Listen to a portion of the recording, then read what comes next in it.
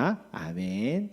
우리 하나님 말씀을 한번 보도록 하겠습니다. 하나님 말씀은 요한 1서 2장 28절 29절 말씀입니다. 요한 1서 2장 28절 29절 말씀을 함께 우리가 묵상하도록 하겠습니다. 차이신 줄 알고 한 목소리로 함께 올려드립니다. 시작. 자녀들아 이제 그의 안에 거하라. 이는 주께서 나타내신 바 되면 그가 강림하실 때에 우리로 담대함을 얻어 그 앞에서 부끄럽지 않게 하려 함이라. 너희가 그가 의로우신 줄 알면 의를 행하는 자마다 그에게서 난 줄을 알리라. 아멘. 여러분, 사도 요한이요, 그의 안에 거하라, 그의 안에 거하라, 그렇게 오늘 말씀을 하고 있죠. 여러분, 그의 안에 거한다, 그것은 무슨 말일까요? 예수님도 나의 사랑 안에 거하라 라는 비슷한 말씀을 그렇게 하셨습니다. 그러니까 그의 사랑 안에 거한다, 여러분 이렇게 말씀하셨어요. 여러분, 우리 PPT 말씀 요한복음 15장 10절 말씀 한번 보겠습니다. 같이 읽어보겠습니다. 시작. 내가 아버지의 계명을 지켜 그의 사랑 안에 거하는 것 같이 너희도 내 계명을 지키면 내 사랑 안에 거하리라. 아멘. 그러니까 그의 안에 거한다라는 것은 그의 계명을 지키는 삶을 말하는 것입니다. 그 계명을, 주의 계명을 지키는 것이 그의 안에 거하는 것이다. 그래서 사도 요한은 오늘 요한 1서의 말씀들을 통해서 그의 계명을 지키는 삶을 한 두 가지로 말하고 있어요. 첫째는 뭐냐? 바른 복음을 지키라라는 겁니다. 바른 복음 지키는 거예요. 지난주에도 이 적그리스도에 대해서 배웠잖아요. 이 적그리스도의 특징이 뭡니까? 예수를 그리스도로 인정하지 않는 거죠. 또 혹시 인정하더라도 예수 그리스도는 구원받기 충분하지 않다. 그래서 그 속에 교주 자기 자신을 혹은 집단의 가르침을 슬쩍 끼워 넣어서 이것을 믿어야지 구원을 얻는다, 그렇게 가르치는 거죠. 그런 적그리스도를 경계하라고 사도 요한은 24절에 그렇게 말씀하잖아요. 너희가 처음부터 들은 것을 너희 안에 거하게 하라. 여러분, 처음부터 들은 것을 너희 안에 거하게 하라. 처음부터 들은 것이 뭡니까? 예수는 그리스도시다. 예수 그리스도 한 분만으로 우리가 구원받기에 충분하다. 이것이 복음인 것입니다. 그래서 그의 안에 거하라라는 것은 바른 복음 안에 거하라라는 말씀이에요. 한 성도님이 하나님의 교회에 실제 또 방문하게 됐답니다. 갔더니 그곳에서 예수 그리스도를 가르치는 것이 아니라 그리스도 안상홍을 가르치더랍니다. 안상홍이 재림 예수라고. 그래서 그리스도 안상홍을 가르치더랍니다. 그러니까 길 가다가 큰 플랜카드에 영국 여왕의 상을 탔다고 여러분 미혹되지 마시고 예수님이 유일한 그리스도시다라는 이 바른 복음 안에 거하시기를 바랍니다. 또 하나는 그의 안에 거하라라는 것은 주님의 계명을 지켜 행하라라는 거예요. 주님의 계명을 지켜 행하라. 너희도 내 계명을 지키면 내 사랑 안에 거하리라라고 말씀하셨잖아요. 그러니까 주님의 계명이 뭡니까? 성경의 계명이 613개라고 합니다. 그 모든 계명의 핵심이 하나님 사랑, 이웃 사랑이에요. 특히 예수님은 우리에게 새 계명을 너희에게 주노니 서로 사랑하라라고 하셨어요. 그의 안에 거하라라는 것은 서로 사랑하라라는 계명을 지키는 것입니다. 여러분, 이 한 주간 살아오시면서 이 서로 사랑하라라는 계명을 잘 지켜오셨습니까? 네. 쉽지 않죠. 특히 이번 한 주간은 또 선거 기간이 있었기 때문에 서로 사랑하기가 매우 어려웠을 것 같습니다. 선거 기간이 되면 서로 존중하고 또 토론하기보다는 논쟁하고 판단하고 비난하는 말을 더 많이 합니다. 여러분, 우리 교회는요, 빨간색도 있고 파란색도 있고 노란색도 있고 다 개인적 입장이 다 있어도요, 서로 존중하고 사랑하는 교회가 되기를 소망합니다. 각자가 어떤 당을 지지하기 전에 우리는요, 그리스도인이라는 사실 먼저 기억하고 우리의 소속 당은 예배당이다라는 것을 먼저 기억하시기 바랍니다. 여러분, 그것이 서로 존중하는 거고요, 그것이 서로 사랑하는 마음의 시작이다라고 믿습니다. 또 사람의 또 성향의 차이도 때로는 우리 사랑하기 어렵게 만들어요. 외향적인 사람이 편하게 한 말이, 행동이 이 내성적인 사람에게는 좀 불편하게 들릴 때가 있습니다. 내성적인 사람이 용기를 내서 했던 그 말이 외향적인 사람은 대수롭지 않게 또 지나칠 수도 있습니다. 그러니까 전혀 의도한 게 아닌데도 저 사람이 왜 내게 저런 말과 행동을 하지? 내가 뭘 잘못했길래 저 사람 표정이 저리 어둡지? 이런 성향의 차이로 인해서 이 서로 사랑하는 일이 어려울 때가 있습니다. 한 성도님의 가정에서 있었던 일인데, 이 집에 고양이와 강아지가 함께 이렇게 있는데, 이 강아지가 꼬리를 탁 들면 기분이 너무 좋고 함께 뛰어놀자 뭐 이런 뜻인데, 고양이가 꼬리를 들면 나에게 다가오지 마, 나 예민해, 이런 뜻이랍니다. 근데 이 강아지는 그것도 모르고 고양이가 꼬리를 드니까 함께 놀자는 뜻인 줄 알고 뛰어갔다가 고양이에게 한 대 맞기도 하고 그런 일도 있다고 합니다. 그런데 시간이 지나니까 이 고양이가 꼬리를 들었을 때 강아지가요, 조용히 옆을 지나가더래요. 서로 존중하기 시작하는 겁니다. 참 사람과 동물이 비슷하구나 배우게 되는 거예요. 예수님의 12제자들이요, 예수님이 잠시 자리를 비우시면 서로 높아지려 하고 서로 물 떠와서 내 발 씻기라 하고, 그렇게 항상 갈등이 일어났어요. 내가 왜 또 지난번에도 내가 섬겼는데 왜 이번에 또 해야 되냐, 뭐 이런 갈등이 늘 생기는 거죠. 최고의 교사인 예수님께 제자 훈련을 받아도 이렇게 사람의 변화는 더디다라는 걸 알 수 있죠. 그렇지만 예수님은 그런 제자들을 끝까지 포기하지 않으세요. 자신이 직접 대야에 물을 떠오셔서 제자들 한 사람 한 사람의 발을 씻겨주면서 이런 말씀하시죠. 새 계명을 너희에게 주노니 서로 사랑하라. 내가 너희를 사랑한 것 같이 너희도 서로 사랑하라 라고 말씀하셨어요. 여러분, 예수님과 제자들이 바로 최초의 교회입니다. 교회는 차이를 가진 사람들의 모임이라고 봐야 돼요. 요한은 성격이 어때요? 차분하고 사랑이 많은 사도다, 사람으로 또 우리가 알려져 있지만, 베드로는 급하고 뜨겁고 그런 성향을 가지고 있습니다. 도마는 매우 이성적이고 내가 경험해보지 않으면, 만져보지 않으면 확신이 없는 신중한 그런 사람이죠. 마태는 어때요? 계산을 참 잘하고 기록을 잘하는 사람입니다. 또 시몬은 어때요? 열정적이고 정치적인 성향이 강한 그런 사람입니다. 그런데 예수님은 이렇게 다 다양한 기질과 환경의 사람들, 차이를 가진 사람들을 일일이 직접 기도하시고 찾아서 부르셨어요.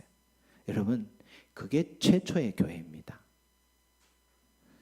그러니까 서로 사랑하라라는 계명은 서로 차이 없는 사람들에게 하는 얘기가 아니라 서로 차이를 가진 사람들이 지켜야 하는 계명이다라는 것이죠. 여러분, 세상에서는요, 나와 마음이 맞는 사람들끼리 모이면 됩니다. 수준이 맞는 사람끼리 모이자 그러잖아요. 맞지 않으면 또 피하면 됩니다. 그러나 신앙생활은 그렇지 않아요. 나와 달라도 우리가 하나님 부르심 받은 지체라는 것을 꼭 기억하고 부르심에 합당한 일에 부르심을 받은 일에 합당하게 행하라라는 말씀처럼 이 부르심에 합당한 일이 뭐냐? 서로 사랑하라는 계명을 지키는 것이다.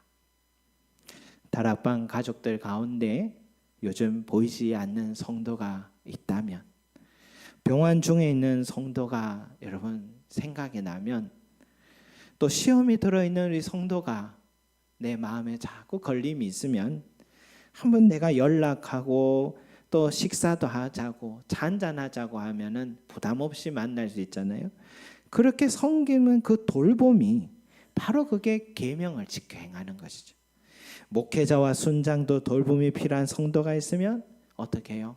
얼른 신방을 가서 말씀과 기도로 위로하고, 이것이 바로 서로 사랑하라는 계명을 지켜 행하는 것입니다. 여러분, 우리가 기도하는 선교사님들 가운데 선교 편지도 또 소식 듣지만 우리 한국에 오셨다라고 연락이 오면 방문하실 때가 있잖아요. 그때 주일 설교 자리도 모시게 되는데, 그럴 때면 평소보다도 더 식사 대접에 마음을 쓰고 우리 환대하려는 그 마음, 그게 서로 사랑하라는 계명의 실천입니다.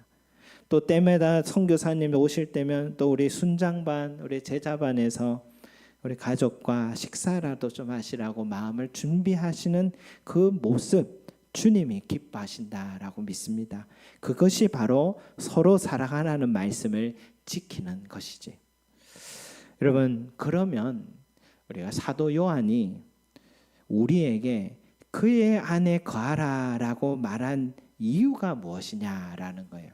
우리 28절 다시 한번 읽겠습니다. 28절 시작. 자녀들아 이제 그의 안에 거하라. 이는 주께서 나타내신 바 되면 그가 강림하실 때에 우리로 담대함을 얻어 그 앞에서 부끄럽지 않게 하려 함이라. 아멘. 바로 그의 안에 거하는 이유는 뭐냐? 주님께서 다시 오실 때에 우리가 주님 앞에 서게 될 때에 우리가 담대하고 부끄럽지 않기 위함이다라는 것입니다. 아기 예수로 이 땅에 오신 것을 우리는 그리스도의 초림이라고 말합니다. 초림이라고 말해요. 그래서 성도는 예수님의 초림을 믿습니다.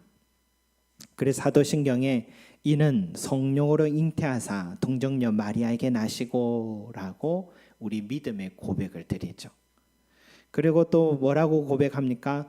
저리로서 산자와 죽은 자를 심판하러 오시리라. 이것 또한 믿음의 고백을 드리잖아요. 그러니까 성도는 예수님의 재림을 또한 믿습니다. 그러니까 하늘로 올라가신 예수님께서 이 역사의 마지막 때에 산자와 죽은 자를 심판하기 위해 다시 오심, 즉 재림을 믿는 것이 성도입니다. 그리스도인인 것이죠. 가끔 주님의 재림과 심판하실 것을 믿는다면 어떻게 목회자가, 어떻게 성도가 저런 행동을 할 수 있을까 의아할 때가 있습니다. 신앙생활을 했다면 세월이 흐르면 흐를수록 더 그리스도를 닮아가고 사랑하는 사람이 되어야 되는데, 교회 생활을 오래 하면 오래 할수록 남을 미워하고 높아지려 하고 자기 중심적인 사람들이 있어요.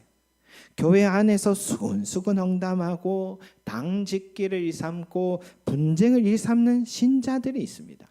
그것은 재림신앙이 부족함에서 오는 현상입니다. 이 세상에 만족하고 여기가 전부인 것 같이 살아가고 세상과 구별되지 않는 가치관 갖고 살아가는 그리스도인들이 있습니다. 그것도 재림신앙이 부족함에서 오는 이유인 것이죠. 참된 그리스도인들은요, 재림신앙에 있어 확고합니다. 요한계시록 마지막에 예수님께서 뭐라 하셨어요? 계시록 22장 20절에 내가 진실로 속히 오리라 라고 말씀하셨어요. 내가 진실로 속히 오리라 그렇게 말씀하셨어요. 그때 사도 요한이 이렇게 고백해요. 아멘. 주 예수여 오시옵소서. 아람어로 마라나타. 주 예수여 어서 오시옵소서. 재림을 기다리는 단어가 마라나타입니다. 여러분 이것은 사도 요한 개인의 소망이 아닙니다. 오늘 그는 성도들에게 이 마라나타의 신앙을 강조하고 가르치고 있으면서 28절에 그렇게 말씀하시죠. 자녀들아 이제 그의 안에 거하라. 이는 주께서 나타내신 바 되면 그가 강림하실 때에 우리로 담대함을 얻어 그 앞에 부끄럽지 않게 하려 함이라. 재림신앙에 지금 강조하고 있는 거예요. 마라나타의 신앙을 우리가 간직하라고 지금 가르치고 있는 거예요. 여러분 재림신앙이요. 그날 몇 년, 몇 월, 며칠 날짜에 관심 갖는 게 재림신앙 아닙니다. 그 날에 주님께서 다시 오셔서 우리의 삶을 결산하실 때에 우리는 어떤 삶의 열매를 드릴 수 있을까? 오히려 오늘 이 하루의 삶을 귀하게 여기고 가치 있는 삶을 살게 만드는 것이 재림신앙이에요. 왜냐? 주님께서 다시 오시는 그날에 내가 담대하기를 원하고 내가 부끄럽지 않기를 원하기 때문인 거예요. 주님이 다시 오시는 그날에 모든 사람들은 심판을 받습니다. 그런데 믿는 사람이 받는 심판과 믿지 않는 사람이 받는 심판은 전혀 달라요. 그날에 믿지 않는 자들이 받는 심판은 정죄의 심판이라고 합니다. 우리 말씀 한번 볼까요? 계시록 20장 12절 말씀 한번 앞에 한번 보여주십시오. 같이 읽어보겠습니다. 시작. 또 내가 보니 죽은 자들이 큰 자나 작은 자나 그 보좌 앞에 서 있는데 책들이 펴 있고 또 다른 책이 펴졌으니 곧 생명책이라. 죽은 자들이 자기 행위를 따라 책들에 기록된 대로 심판을 받으니. 여러분 정죄의 심판은 생명책에 이름이 기록되어 있는가 여부를 따집니다. 그래서 계시록 20장 15절에 결국 뭐라고 하냐 말씀 보겠습니다. 시작. 누구든지 생명책에 기록되지 못한 자는 불못에 던져지더라 라고 말씀하셨어요. 여러분 이것이 정죄의 심판입니다. 그러나 여러분 그리스도인들은 이 심판을 받는 게 아니에요. 그리스도인들은 정죄 심판을 받지 않습니다. 로마서 8장 1절 말씀 한번 보여주십시오. 같이 읽습니다. 시작.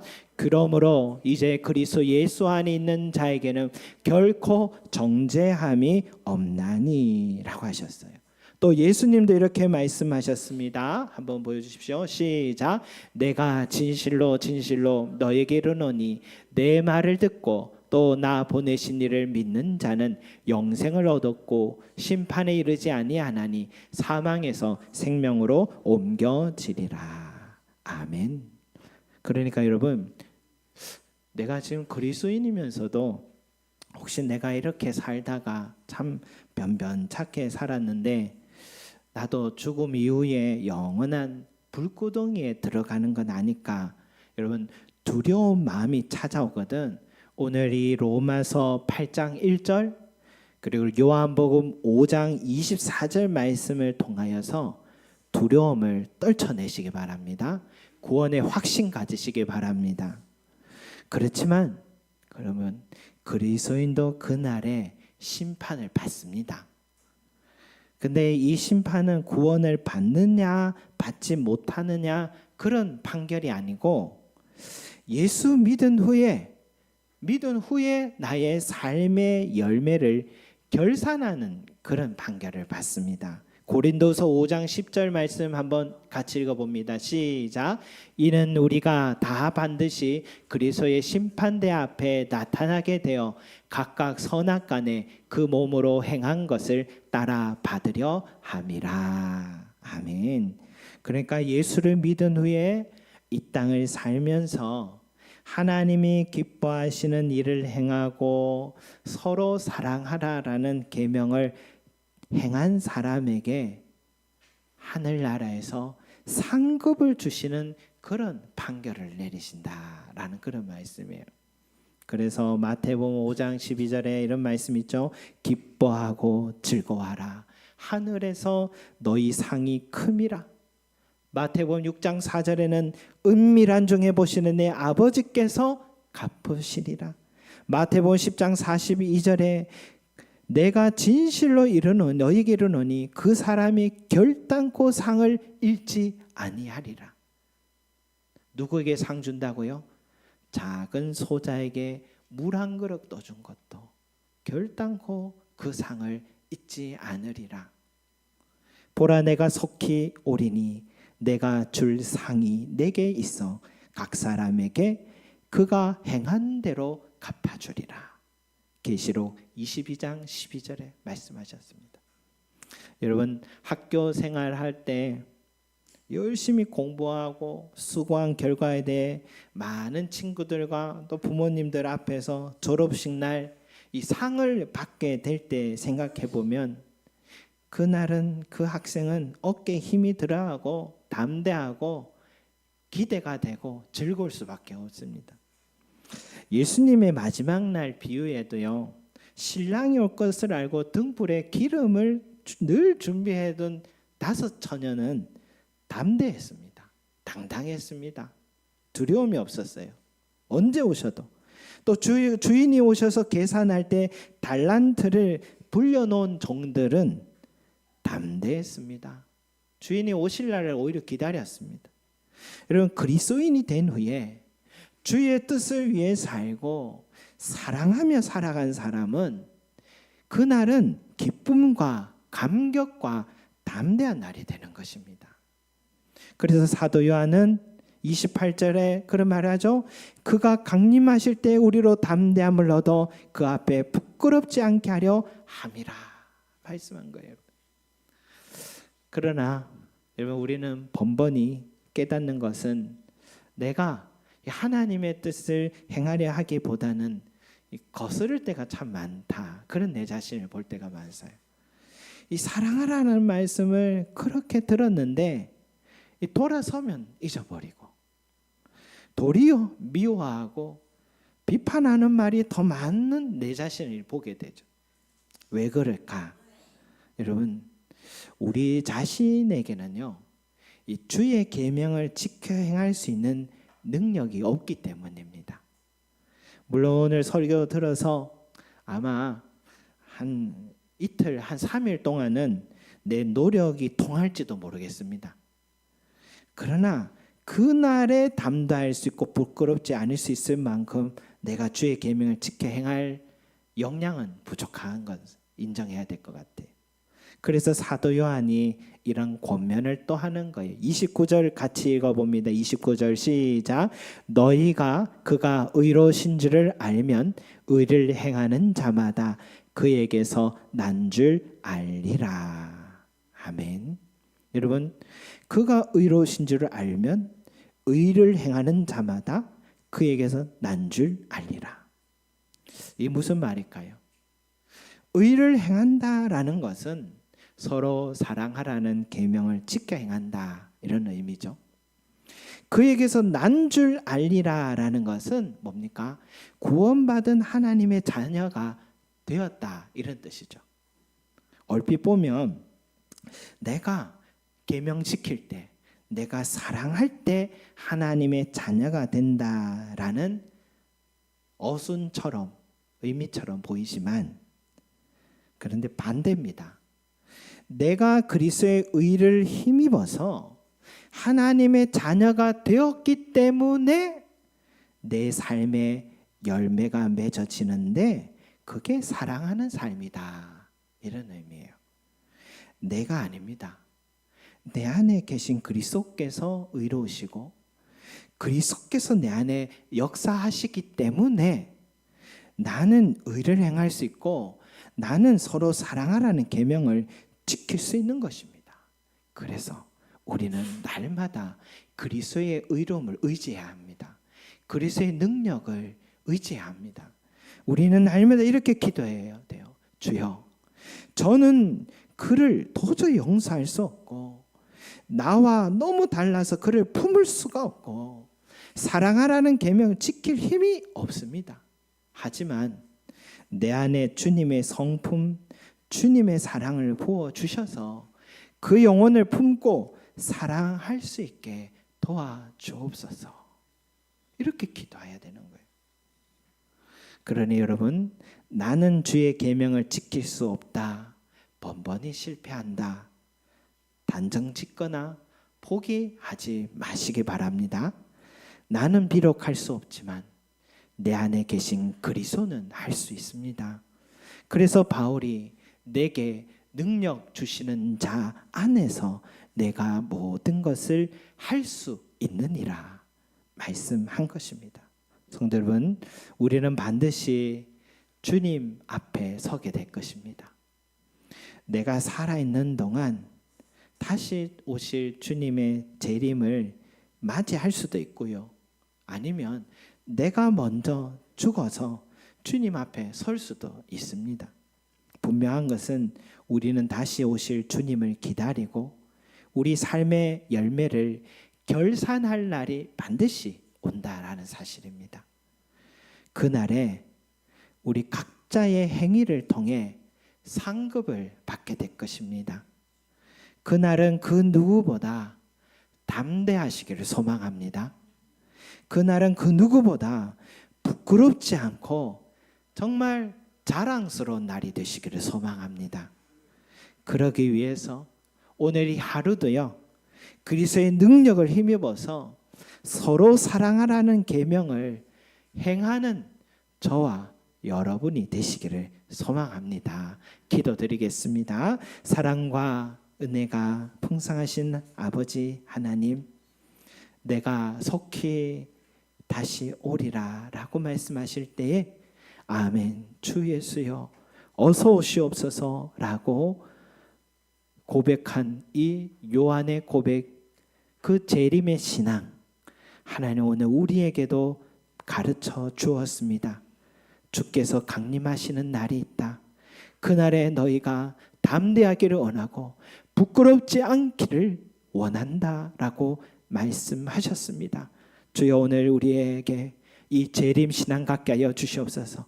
이 땅에 발을 딛고 있지만 우리의 머리는 하늘을 향하게 하여 주셔서 하늘 소망 갖게 하여 주시옵시고 그날에 얻게 될 그 영광과 그 구원의 감격과 그 앞에서 결산하게 될 나의 삶과 상급을 바라보면서 살아가는 우리가 되게 하여 주시옵소서.